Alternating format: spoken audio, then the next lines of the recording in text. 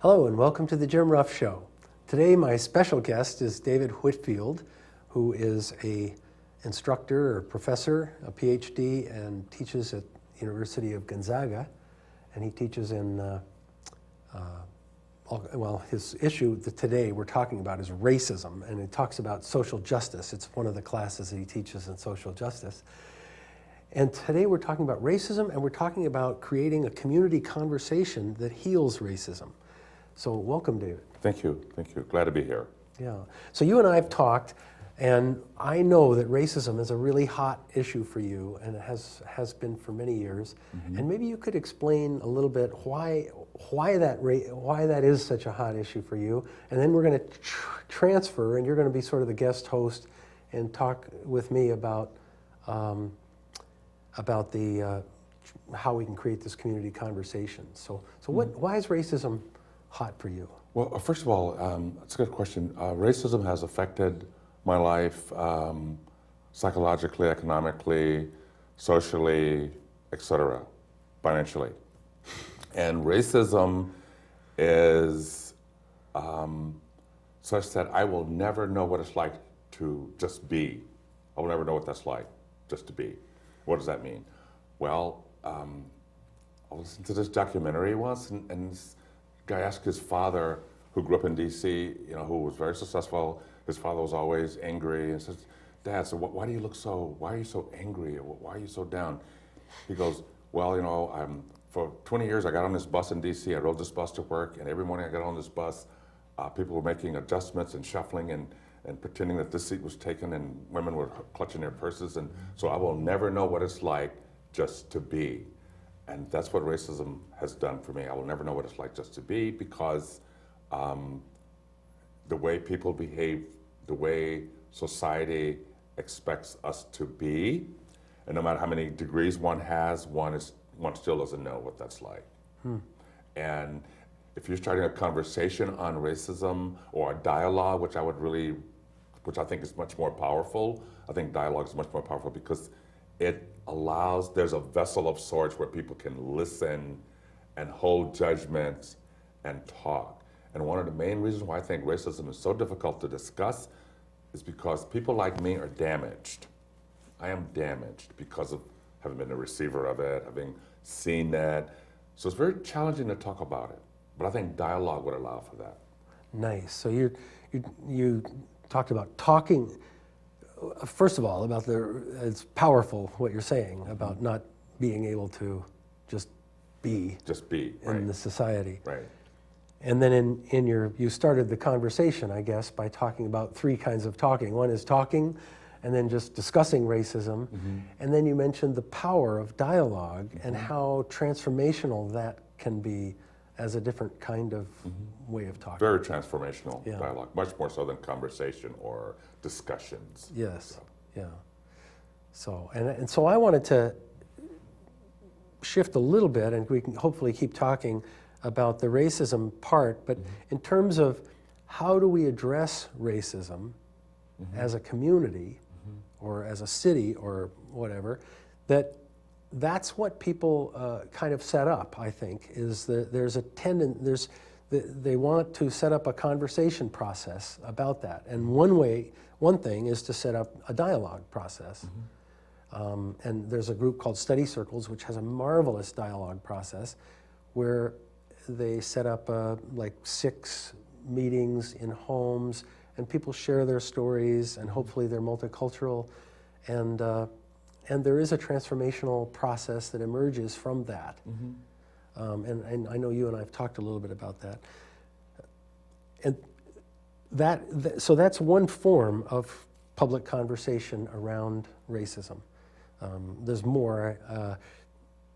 Another one is a deliberative process, which, for instance, the National Issues Forums sets up a deliberative process around healing conversation. And that's different too, because now what they do is they basically give you the ideas, they give you expert opinions and provide you with options. And then people kind of weigh the options back and forth about which one is best and how to handle racism. So, I think the best, this is from my experience, what I think about how it should play out, that all participants, to the degree possible, should answer the question, how has racism affected your life? And then realize that question should be answered by all participants. This is my idea. And then realize that if you have been a receiver of it, you're necessarily damaged. And if you're damaged, it is very challenging to talk about it. Very difficult to talk about it because it becomes emotional. I've worked at talking about it, and I'm a work in progress. But I know that I'm damaged.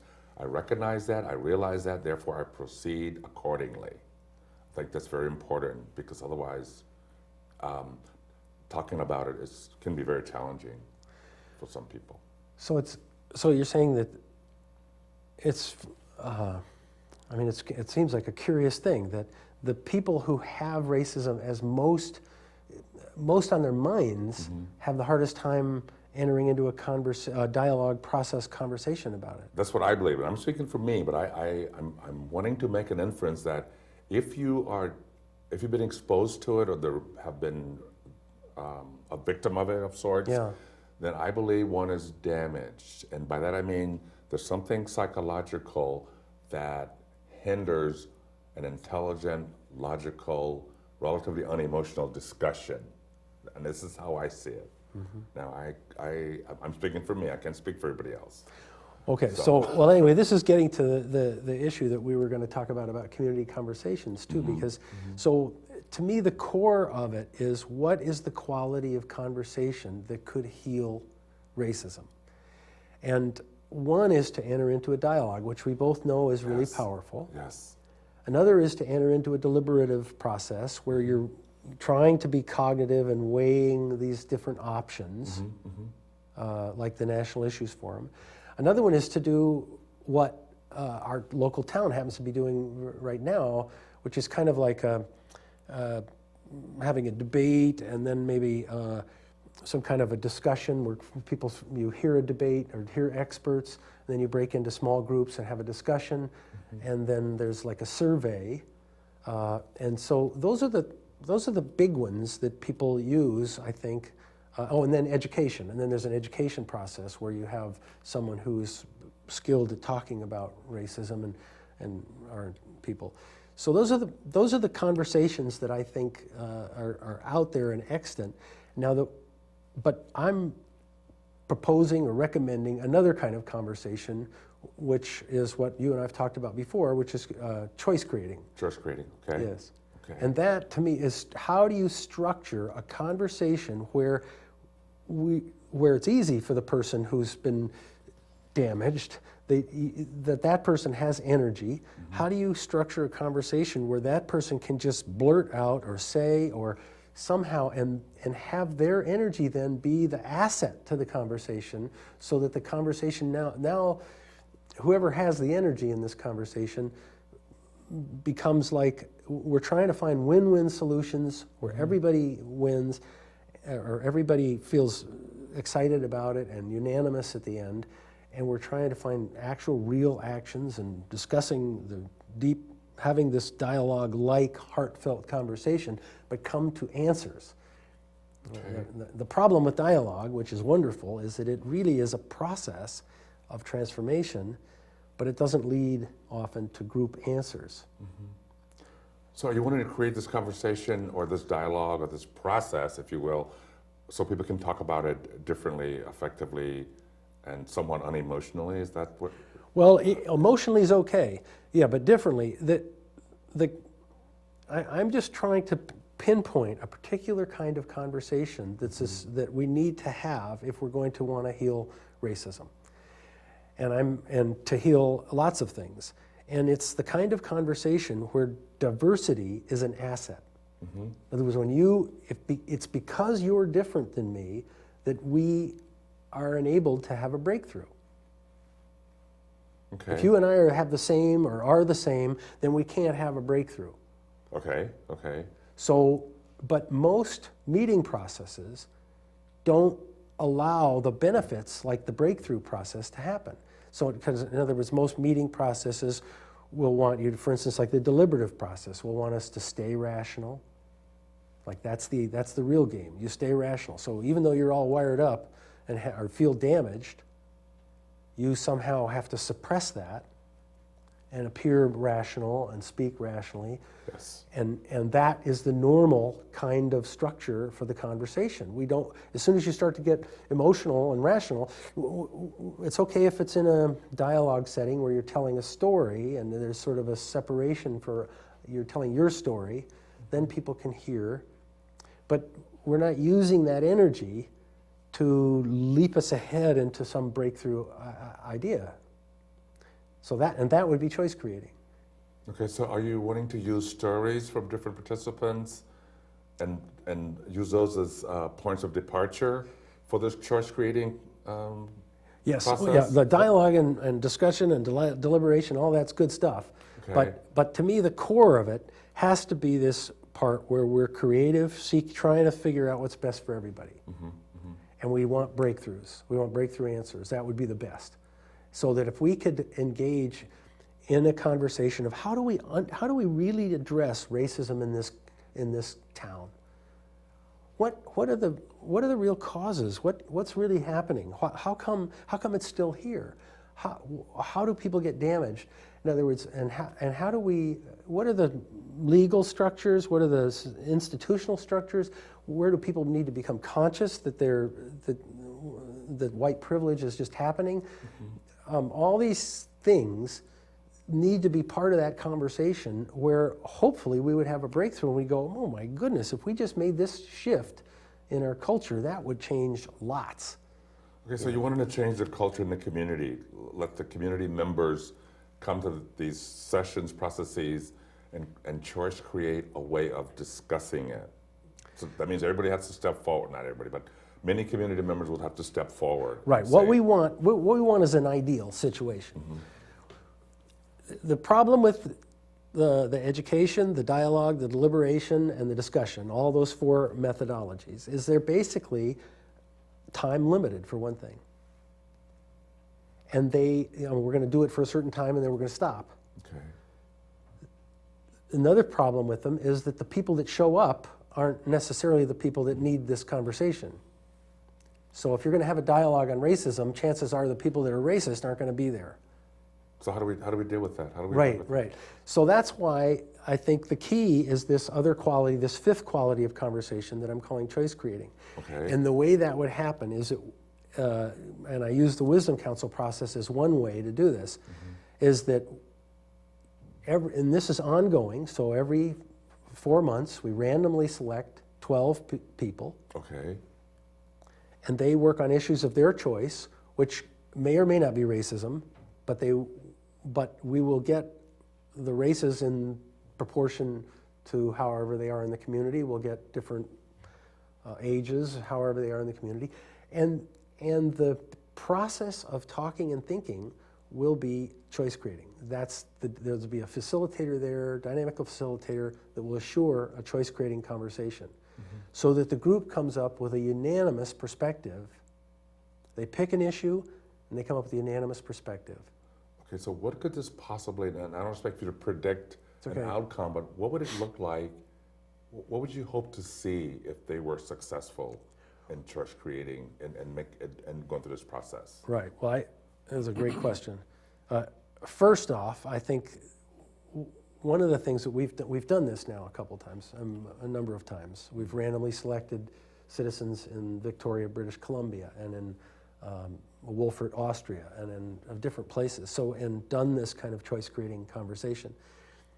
And what happens is people kind of, in the early meetings, they're just exhilarated. They're finding themselves talking and enjoying the diversity of the people in the room. They're just enjoying the fact that when somebody has a really obtuse view and it would normally lead to an argument, the facilitator will shape that and help them speak their view in a way that other people can start to hear it and realize that that person came to that view for good reasons from their life experience.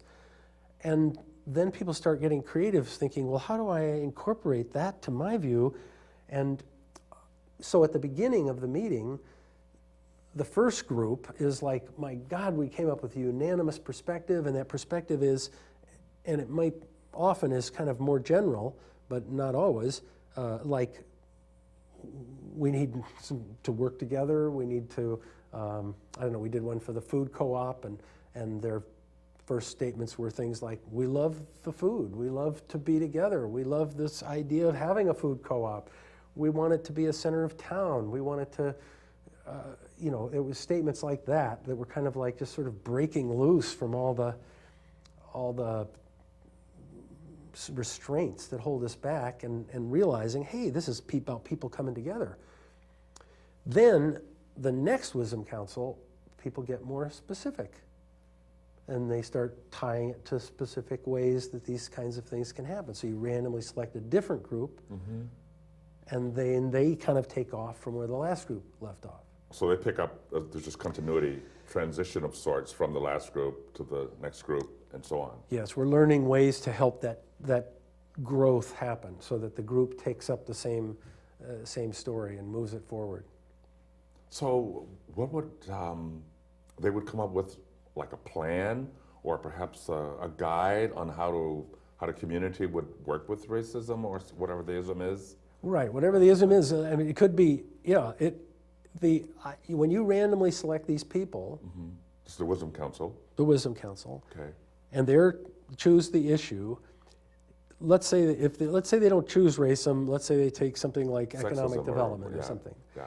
Well, the issues of racism come up. People start saying, well, you know, it's not really fair. I mean, okay, so we get a casino in the town. Do we really want that? You know, is that the kind of community we want to have? And say we get if we have a company in town, are we going to have equal hiring? And in other words, everybody that's in the room has their own take on it, and we start to understand, oh, there's these different takes. We need to find something that works for everybody. And so that is what happens, is that people come to that kind of sense of you know, what can work for all of us here. And when they come up with that, there's this sense of we that they feel tight as a group, even though they're really, really different. You know, now you have the blue team and the red team. Well, these are blue members and red members, and they feel excited about being together and having the differences as assets. And I'm afraid I didn't answer your question. No, but my question was, what would you hope to see at the end, and what would a breakthrough look like? Let's say if the Wisdom Council were to co-create this guide or this perspective or this approach to how the community would relate to whatever the ism is. We're talking about racism, could be sexism, could be a whole bunch of isms. So what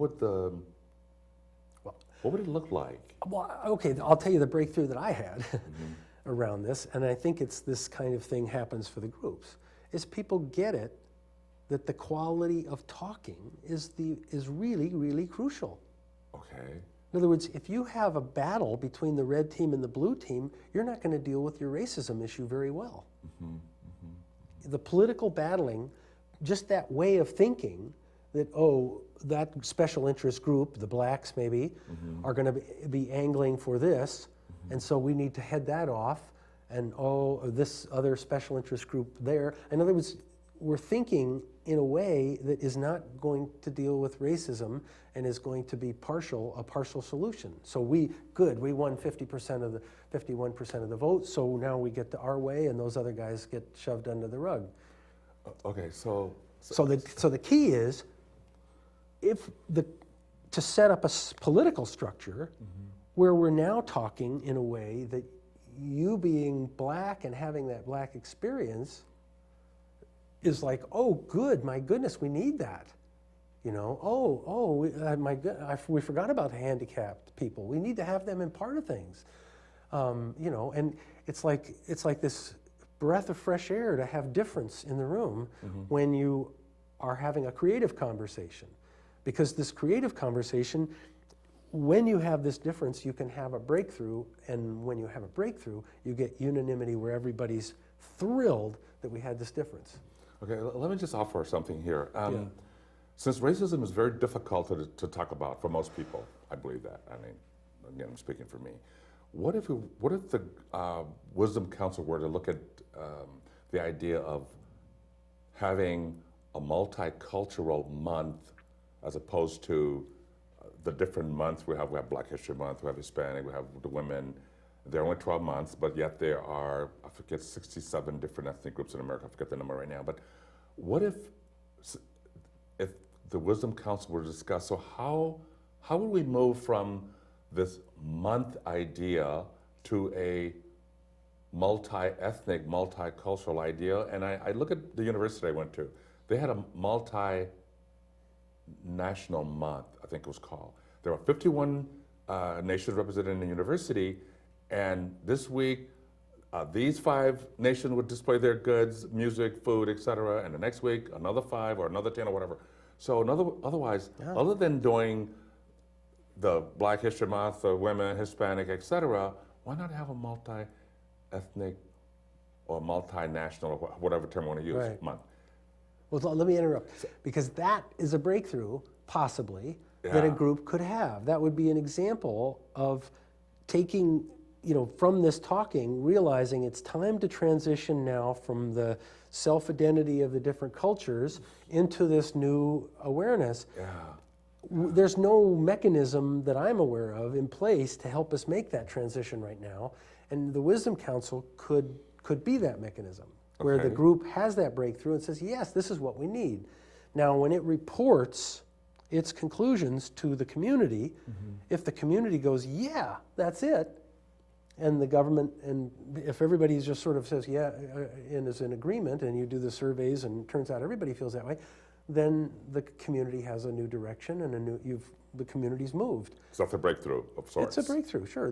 That kind of breakthrough is the kind that we're talking about. Is it where it's we call them shifts, where you have a shift in thinking, where okay, that's right. I was thinking about a Black History Month or whatever, and now let's move beyond that. We're in the next phase.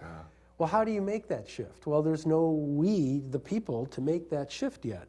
But the Wisdom Council in place could do that. It could set choice creating conversation ongoing for the whole community in a very inexpensive way to have those kind of breakthroughs, and then maybe even to implement them through the normal channels. So it's very difficult for most people to talk about it. And if you're in a conversation, someone mentions race, you go, there's a word again. Well, it's we don't want to go there. Well, the reason why we don't want to go there is because we have in mind a certain kind of conversation. And if we're going to be stuck in that conversation, you're right, I don't want to go there. But if we're going to be in a creative, choice-creating conversation, then that's a wonderful topic. So the same thing's true. You don't want to talk about politics and religion if you're going to have a normal family across the gravy type conversation. Please pass the gravy for my turkey. But if you're going to have a choice creating conversation with a dynamic facilitator, then politics, religion, racism, whatever are fair game. Now we're talking about the big issues because we have a way to talk about them. And that's what I think is the core of healing racism, by the way, is that if we can assure that kind of choice-creating conversation for a society, now we're in a place where difference is an asset. Now we're in a place where your painful experiences become assets to us all, because we can now work with your energy contributes to that. And will that assure safety? Because a lot of people feel unsafe when they talk about racism for whatever reason. Well, there are a lot of reasons for that. Well, you've seen the dynamic facilitation process. The number one priority should be safety. And so, some of the ways that happens is that the person speaks. If anybody says anything somewhat judgmental, that's cut off. And so we help the person to articulate their heartfelt, authentic place.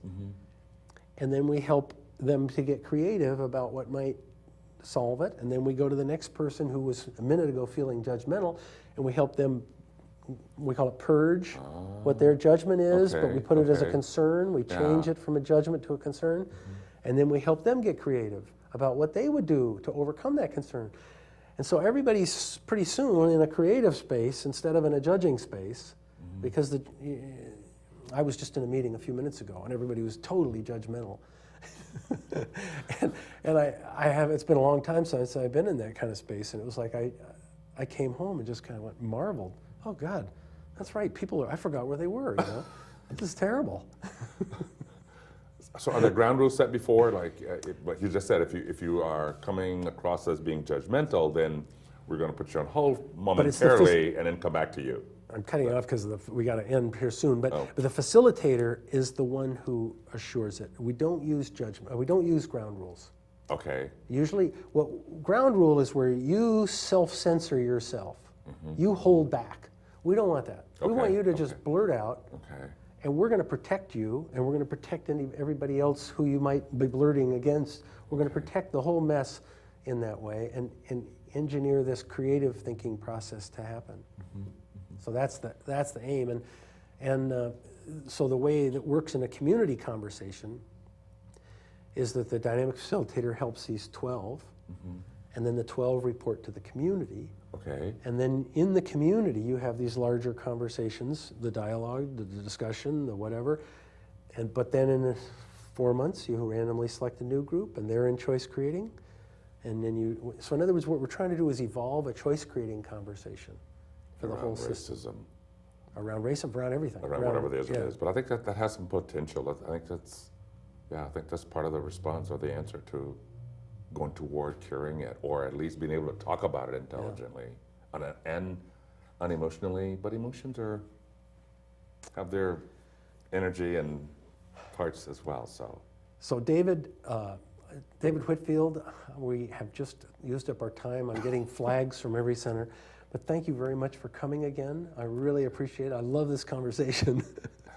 So thanks again. It's a pleasure. Thank you. Yeah.